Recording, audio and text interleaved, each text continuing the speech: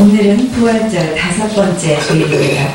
다같이 묵상 기도로 하나님께 드리는 예배를 시작하겠습니다. 예수께서 다시 바닷가에 나가시매 큰 무리가 나왔거늘 예수께서 그들을 가르치시니라. 또 지나가시다가 알페의 아들 레위가 세간에 앉아있는 것을 보시고 그에게 이르시되 나를 따르라 하시니 일어나 따르니라. 그의 집에 앉아 잡수실 때에 많은 세리와 죄인들이 예수와 그의 제자들과 함께 앉았으니 이는 그러한 사람들이 많이 있어서 예수를 따르미러라. 바리새인의 서기관들이 예수께서 죄인 및 세리들과 함께 잡수시는 것을 보고 그의 제자들에게 이르되 어찌하여 세리 및 죄인들과 함께 먹는가? 예수께서 들으시고 그들에게 이르시되 건강한 자에게는 의사가 쓸데없고 병든 자에게라야 쓸데있느니라. 나는 의인을 부르러 온 것이 아니요 죄인을 부르러 왔노라 하시니라. 하나님의 은혜와 평강이 성도님들 가지고 충만하시기 바랍니다. 오늘 본문 말씀은 예수께서 마태를 부르신 소위 마태의 소명 기사입니다. 그러나 이 마태의 소명 기사가 그 다음에 이어지는 사건으로 인해서 예수님의 시대적인 사명, 예수께서 이 땅 위에 오신 그 사명을 잘 표현해주고 있기 때문에 이 말씀이 많이 읽혀지고 전해지고 있는 것입니다. 14절을 보면 어느 날 예수께서 가버나움의 거리를 지나가시다가 알페의 아들 레위가 세간에 앉아있는 것을 보시고 그에게 나를 따르라고 했다고 합니다. 레위는 마태복음을 기록한 그 마태입니다. 마태의 다른 이름이 레위입니다.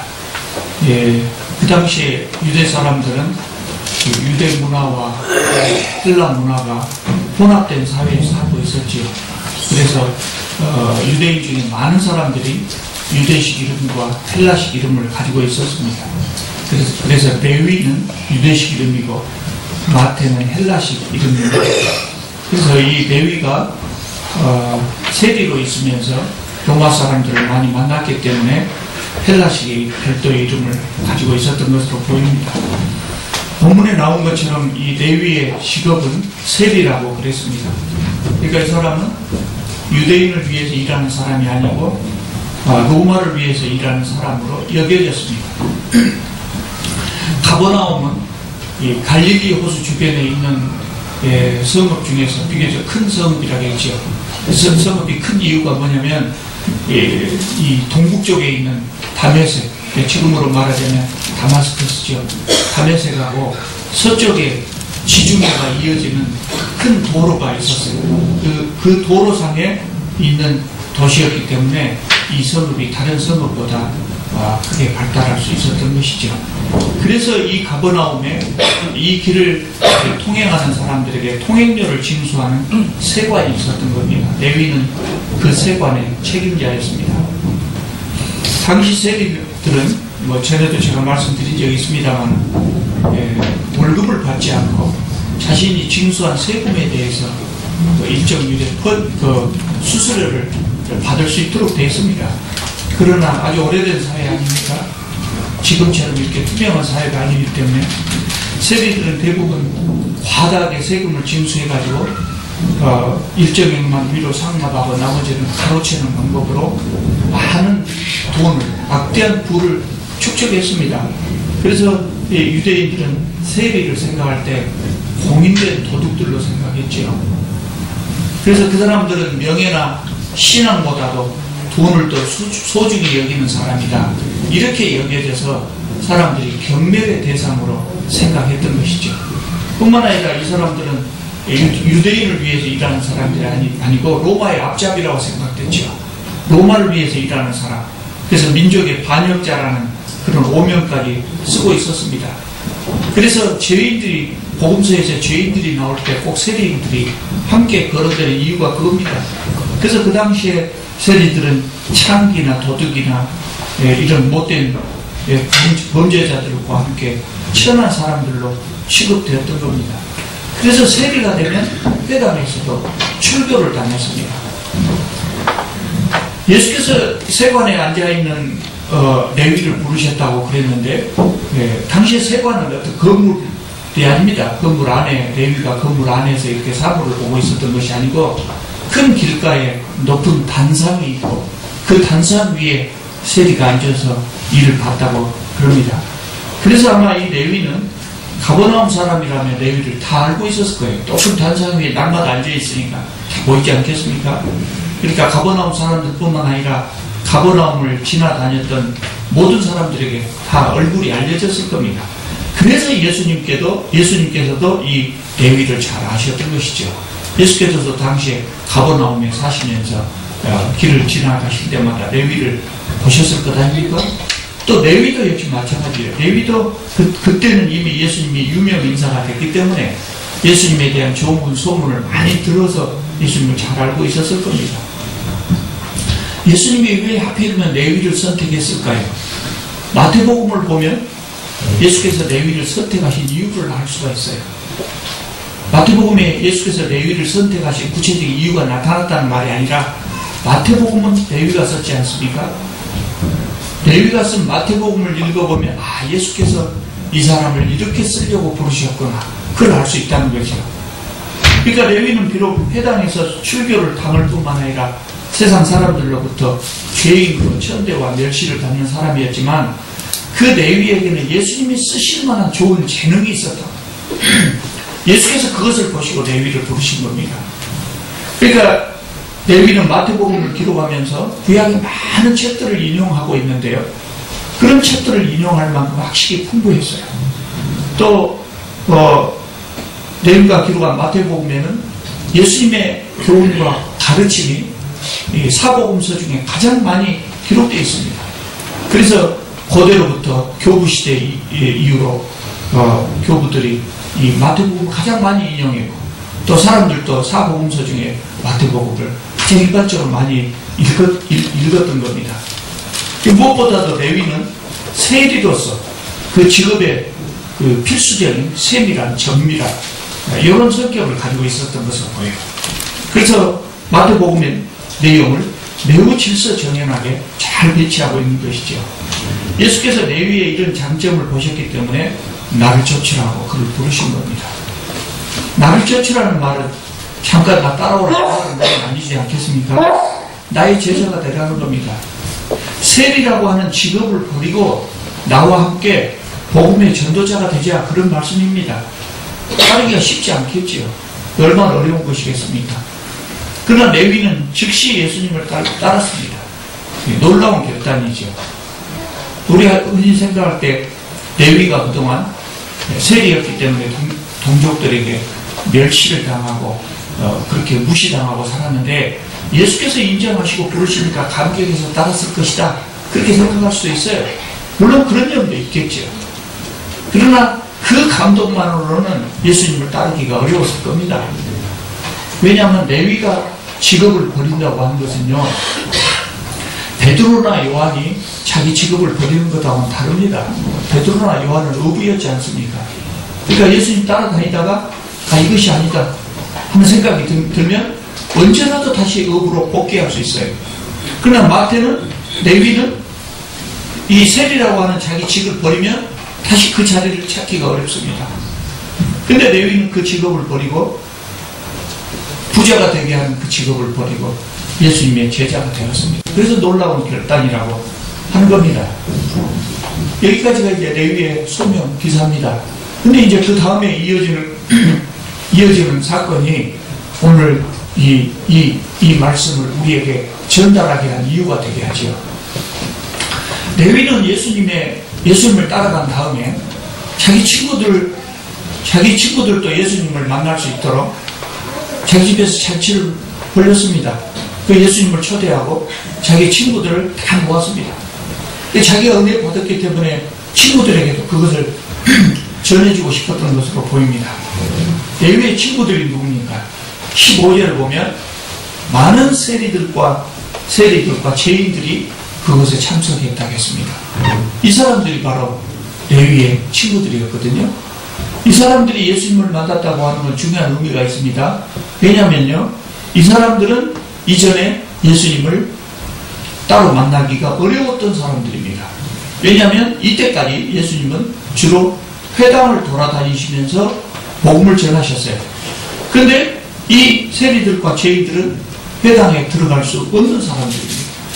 그래서 예수님을 만날 수가 없었던 사람들입니다.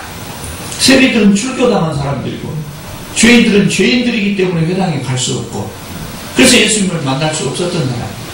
근데 이 사람들이 레위 덕분에 예수님을 만나게 된 겁니다. 죄인들이라고 했는데요. 여기서 죄인들이라고 하는 것은 윤리적으로 도덕적으로 문제가 있는 사람들을 말하는 것은 아닙니다. 바리새인들의 기준으로 볼 때, 바리새인들의 눈으로 볼 때 죄인들의 죄인이었다는 것이죠.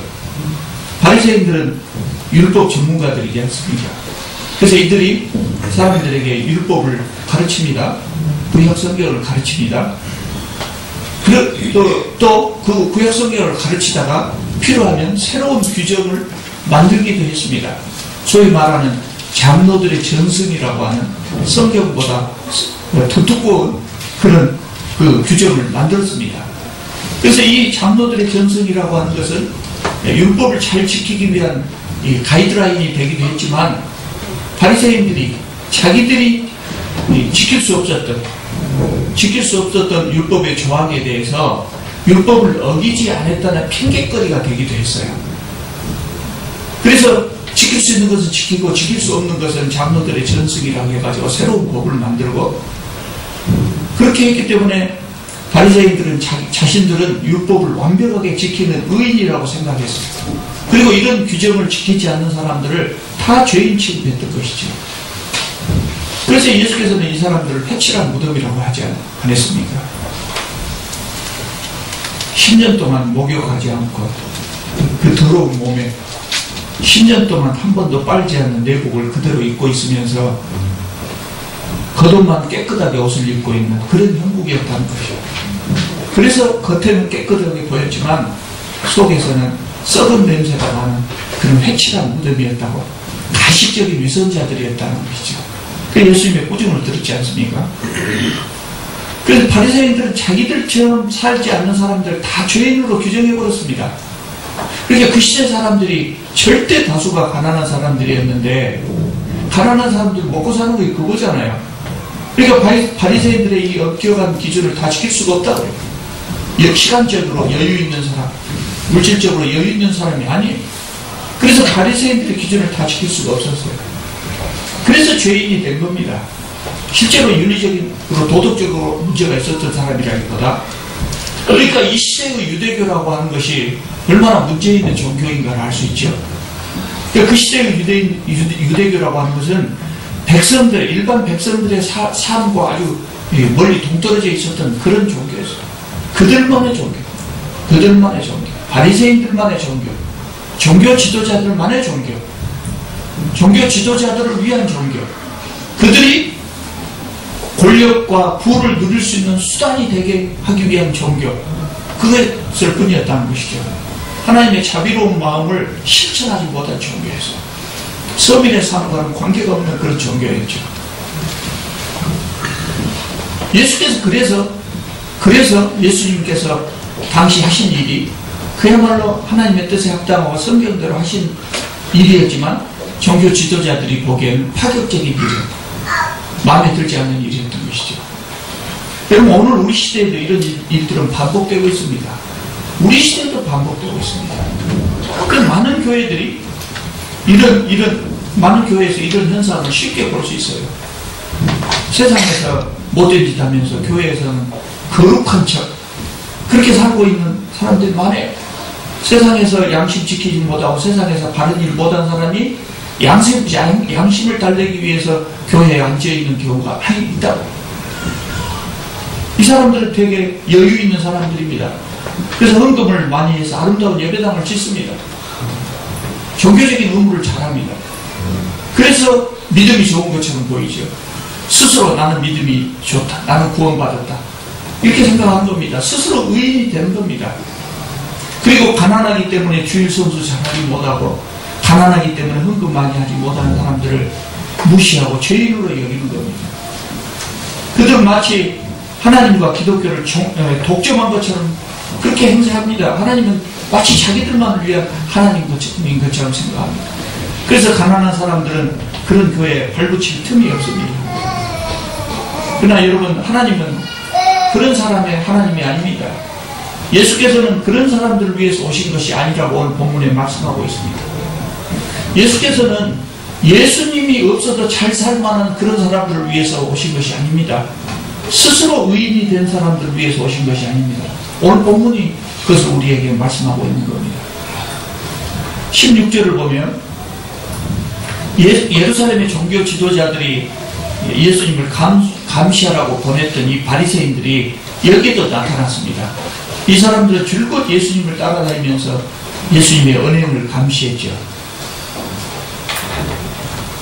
이 사람들이 예수께서 그 죄인들과 세리들과 함께 식사하는 모습을 본 겁니다.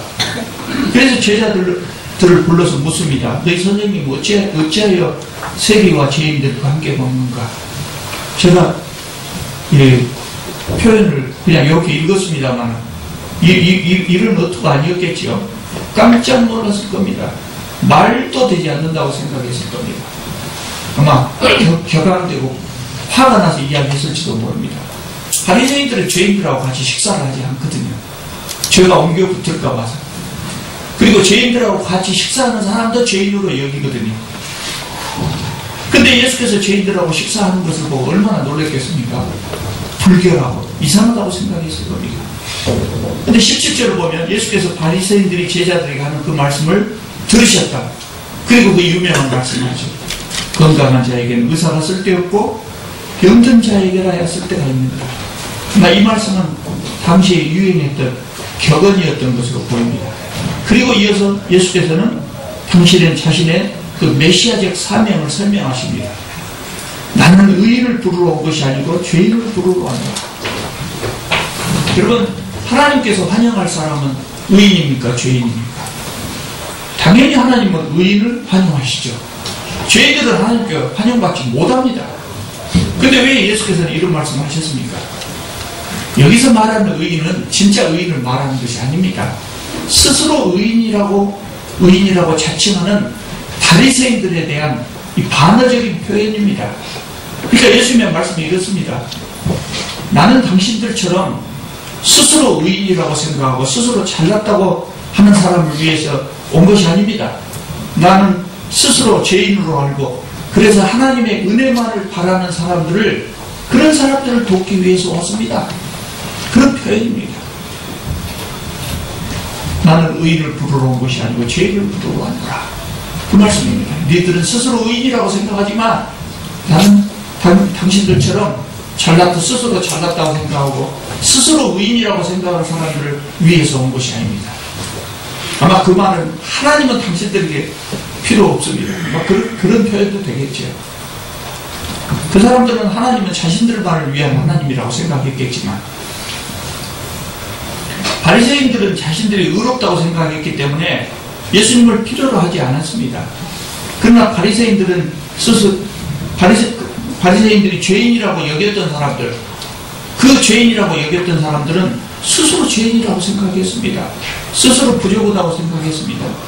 그래서 예수 그리스도의 은혜가 필요했던 것이죠. 여러분, 예수께서는 이런 사람들을 찾으러 오신 것입니다. 우리가 예수 그리스도의 은혜에 감사하는 이유가 바로 이런 이유 때문이 아니겠습니까? 바리새인들은 죄인들을 향해서 열심히 가르쳤을 거예요. 그렇게 하지 말라고. 그것은 죄다. 이렇게 해야 된다. 아마 열심히 가르쳤을 겁니다. 그러나 자신들은 여전히 자기 자리에 앉아 있었어요. 혹시라도 그들 옆에 가면 때가 묻을까 봐서 옆에 가지 않고 높은 자리, 자칭 의인이라고 하는 그 자리에 앉아서 죄인들을 이렇게 내려다보면서 가르쳤어요. 그래서 사람들은 그것을 가르침으로 생각하지 않고 비난으로 생각했을 겁니다. 예수님과 이 바리새인들의 다른 점이 무엇이겠습니까? 예수께서는 죄인들의 자리에 찾아가셨어요. 그들과 함께 식사를 하셨어요. 그들과 자신을 동일시 했어요. 그야말로 낮은 대로 임하셨다 그 말입니다. 예수께서 그들 죄인들과 같이 식사를 했다고 하니까 뭐 대단한가 그렇게 생각할 수 있을 겁니다. 그럼 우리가 우리 시대에 한번 적용을 해볼 필요가 있어요. 여러분들이 지금 같으면 그 사람들과 같이 가서 식사를 하실 수가 있겠습니까? 같이 식사를 할 수가 있겠습니까? 저 같으면 잘 못할 것 같아요. 쉽지 않을 것 같아요. 왠지 아십니까? 전에요, 우리 교회가 이쪽으로 이전하기 전에 저쪽 교회에 있을 때 한 노숙자가 부지런히 우리 교회로 쫓아왔어요. 부지런히를 하니까 좀 그렇습니다. 가끔 우리 교회에 왔어요. 그 사람은 우리 교회 예수님을 믿기 위해서 본 것이 아니고 저를 찾아왔어요. 수시로 용돈 얻으려고 저를 찾아왔어요. 그리고 어떤 때는 내가 노릇척 하면 주로 수요일날 옵니다. 그래서 뒤에 앉아서 예배가 끝날 때까지 기다립니다. 내가 이렇게 기다리고 결국 너는 나한테 돈을 주지 않고 베길 수가 없을 것이다. 그런 배짱일 것 같아요. 뒤에 앉아 있습니다. 그리고 그 옆에 한번 앉아보신 사람들이 저한테 간증을 했습니다. 냄새가 나서 옆에 있을 수가 없습니다. 박취가 풍깁니다. 그런 사람들하고 같이 식사할 수 있겠습니까? 그냥 옆에 있기가 어려운데. 그런 의미입니다. 예수께서는 그 사람들의 자리에 갔다. 바리새인들은 그 사람들이 더러우니까 옆에 가지 않아요. 그리고 가르치는 거예요. 교회는 예수께서 낮은 대로 임하셨다고 하면 더 말할 것도 없이 우리가 결론적으로 교회는 당연히 죄인들을 위한 것이 되어야 한다.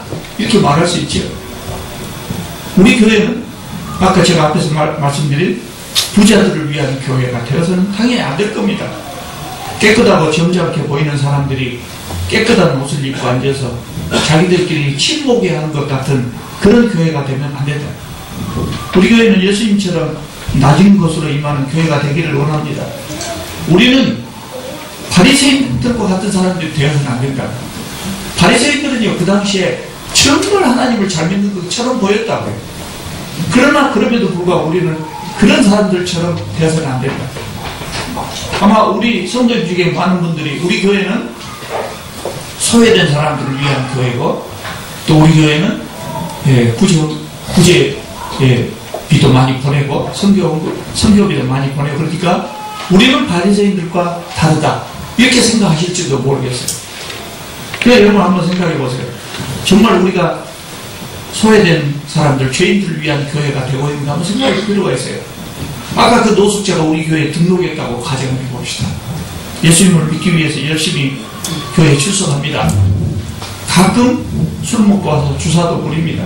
술 냄새를 풍기기도 하고 몸에서 불쾌한 냄새가 나서 옆에가 앉을 수도 없습니다.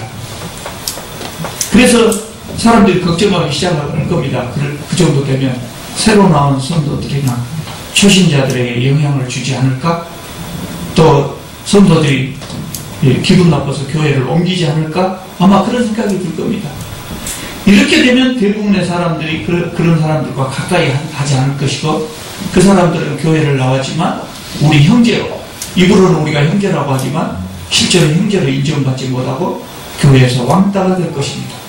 이제 그 정도 되면 어떤 사람들은 그 사람 나오지 않았으면 좋겠다 생각하는 사람도 있을 것이고 어떤 사람들은 더 적극적으로 다른 사람들에게 좋지 않은 영향을 미치기 때문에 교회에 나오지 말게 해야 된다 라고 생각하는 사람도 있을 겁니다.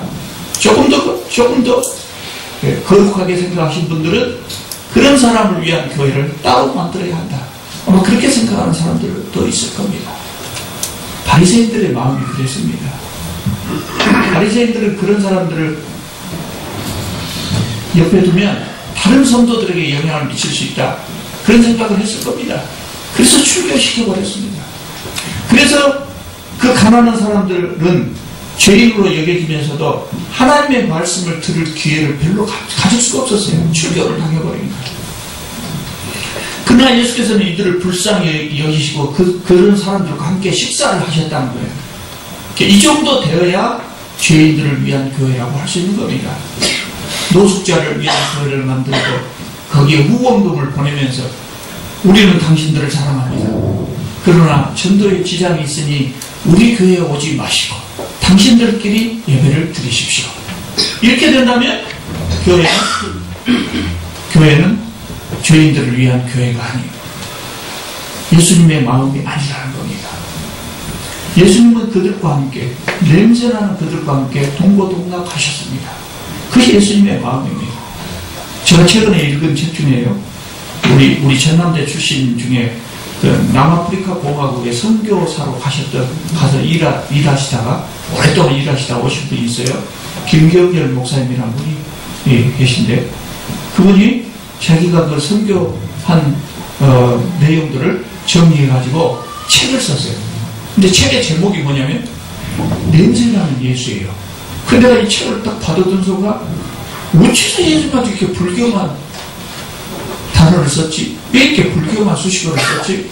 그래서 별로 책을 읽을 마음이 사라져버렸어요. 그래서 한번 읽어봤거든요. 선교사 글이라고 해서 읽어봤거든요. 그 내용을 읽어보니까 이해가 가요. 냄새나는 예수라고 했던 이유가.